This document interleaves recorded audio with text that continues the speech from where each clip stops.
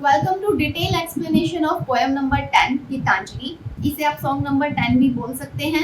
And before start I want to recommend you कि आप गीतांजलि के सारे सेशंस देखें सेशन नंबर 1 से, क्योंकि सेशन 1 से आपको कंप्लीटली डिटेल एक्सप्लेनेशन समझ आएगा। एंड एग्जाम के लिए थीम का एनालिसिस भी आप जरूर देखें। सभी का लिंक आपको डिस्क्रिप्शन में मिलेगा और आई बटन में भी मिल जाएगा। Now let's begin poem number 10। So there are 4 stanza in poem number 10 and side में आपको टेक्स्ट शो होगा। First para is here is the footstool and there rest the feet where live the poorest and lowliest and lost. इस paragraph में रविंद्रनाथ टैगोर भगवान की तारीफ कर रहे हैं, क्योंकि गीतांजलि की सारी पोएम्स में रविंद्रनाथ टैगोर ने अपनी भक्ति को शो किया है, भगवान के प्रति अपने डेवोशन को शो किया है। सो यहाँ वो क्या कह रहे हैं, ये यहाँ पर जो तुम्हारे चरण पीठ है, फुटस्टूल यानी कि चरण पीठ, भगवान के जो चरण हैं वो, उन चरणों में मैं खुद को समर्पित करता हूँ और उन चरणों में उन्हीं लोगों का वास होता है जो पुअरेस्ट होते हैं, लोलीएस्ट होते हैं एंड लॉस्ट। यानी कि भगवान उन लोगों से कनेक्टेड रहते हैं, भगवान को वो लोग अच्छे लगते हैं जो गरीब हो, जो छोटे लोग हो, लोलीएस्ट एंड लॉस्ट यानी कि जो खोए रहते हो। किसमें? भगवान में। तो इस स्टैंजा के माध्यम से, इस स्टैंजा के थ्रू पोइट कहता है कि हम भगवान को पा सकते हैं। कैसे? Through poorest, lowliest and lost. यानी कि अगर तुम गरीबों की सेवा करोगे, जरूरतमंदों की हेल्प करोगे, तो तुम भगवान को जरूर पा सकते हो, क्योंकि भगवान उन्हीं लोगों से कनेक्टेड रहते हैं जो वो काम करें जिससे भगवान खुश हो। यहाँ पे इस लाइन का ये मतलब आप बिल्कुल ना समझे Where live the poorest and lowliest and lost, यानी कि भगवान उनके साथ रहते हैं जो गरीब है, जो लो पीपल है। अगर भगवान उनके साथ रहते तो वो गरीब तो नहीं होते ना, भीख मांग के थोड़ी ना खा रहे होते। सो क्लियरली डिटेल में समझेंगे यहाँ पे मतलब क्या है। अगर तुम इन लोगों की सेवा करोगे तो तुम भगवान के चरण पीठ पा सकते हो, भगवान के चरणों तक पहुंचकर भगवान को पा सकते हो, क्योंकि भगवान को क्या पसंद है? ऐसे लोग जो जरूरतमंद की सेवा करे, जैसे पुअरेस्ट, लोलीएस्ट एंड लॉस्ट। इसीलिए रविंद्रनाथ टैगोर ने बोला है There rest the feet where live the poorest, lowliest and lost। यानी कि इन 3 चीजों के थ्रू तुम भगवान को पा सकते हो। इसीलिए मैं खुद को समर्पित कर रहा हूँ तुम्हारे चरणों में। Here is the footstool। और भगवान के चरणों में कैसे लोग रहते हैं? Poorest, lowliest and lost। Second stanza is when I try to bow to thee, my obeisance cannot reach down to depth where the feet rest among the poorest and lowliest and lost। यानी कि जब भी मैं, वो यानी कि sir झुकाना, जब भी मैं अपना सर झुकाता हूँ तुम्हारे चरणों में, तो जो मेरी आस्था है, जो मेरी श्रद्धा है, ओबीसेंस मतलब श्रद्धा, वो उस लेवल तक नहीं पहुंच सकती जिस लेवल तक एक गरीब की भक्ति पहुंच सकती है। यानी कि मेरी भक्ति अभी उस लायक नहीं है, मेरी भक्ति अभी उतनी स्ट्रांग नहीं हुई है कि मैं तुम्हें पा सकूं, क्योंकि तुम उन्हीं लोगों के आसपास रहते हो जो पुअरेस्ट हैं, लोलीएस्ट हैं एंड लॉस्ट हैं। और ये सारे लोग तुम्हारे चरणों में रहते हैं, लेकिन मेरी भक्ति इतनी स्ट्रांग ही नहीं है कि मैं उन तक पहुंच सकूं और उनके जैसी पूजा से तुम्हें खुश कर सकूं।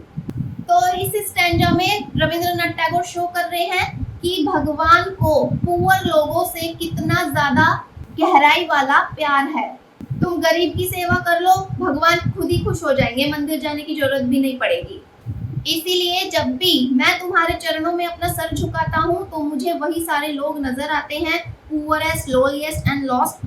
और मेरी जो भक्ति है, मेरी जो श्रद्धा है, उन लोगों की तरह गहरी नहीं है, उन लोगों के जितनी पवित्र नहीं है। थर्ड स्टैंजा है pride can never approach to where thou walkest in the clothes of the humble among the poorest and the lowliest and the lost। यहाँ पे प्राइड का मतलब है घमंड। तो घमंडी लोग तो भगवान तक पहुंच ही नहीं सकते। प्राइड कैन नेवर अप्रोच, क्योंकि भगवान तक पहुंचने के लिए आपको भक्ति चाहिए, आपको श्रद्धा चाहिए, और एक घमंडी इंसान के पास ये आस्था नहीं होती। इसीलिए अगर कोई गरीब भगवान की दिल से पूजा करेगा, भगवान को स्वीकार होगी, क्योंकि वो अपनी दिल से डिवोशन दिखा रहा है, अपनी सच्ची श्रद्धा वो शो कर रहा है। So what point says, people with ego can never reach God. जो घमंड से भरे हुए लोग हैं वो तो भगवान तक पहुंचने का भूल ही जाओ, सोच ही नहीं सकते। घमंडी लोग भगवान को पसंद नहीं है। भगवान को कैसे लोग पसंद है? हम्बल, काइंड, पुअरेस्ट, जिनमें दया भाव हो और जो जमीन से जुड़े रहते हो, यानी कि उनके पास चाहे कितना ही पैसा हो लेकिन दिल में घमंड नहीं है, वो इंसान जमीन से जुड़ा हुआ है, यानी कि अपना स्टेटस वो कभी नहीं भूलता।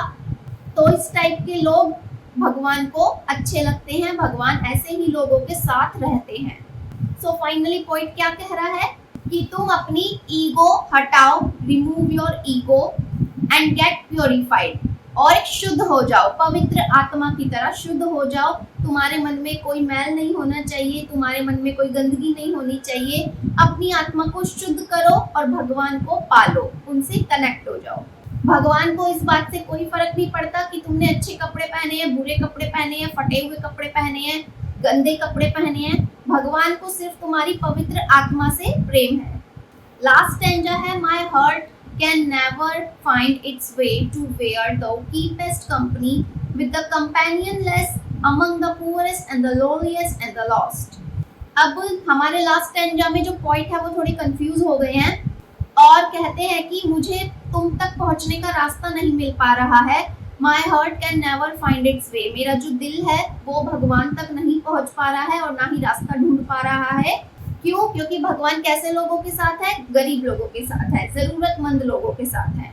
Where to keepest company with the companionless, companionless का यही मतलब है जिन लोगों का साथ कोई नहीं होता उनके साथ भगवान होता है।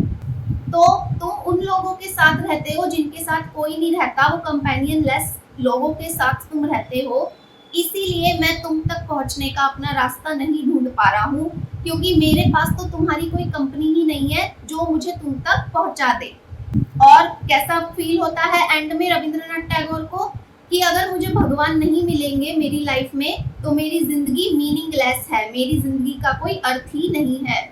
और ये बिल्कुल सच बात है, क्योंकि हम इंसान क्या करते हैं अपनी लाइफ में? खाते हैं, पीते हैं, सोते हैं। मीन्स जो काम हम कर रहे हैं, खाना पीना सोना बच्चे करना, ये सारे काम तो एक जानवर भी कर लेता है, एक एनिमल भी कर लेता है।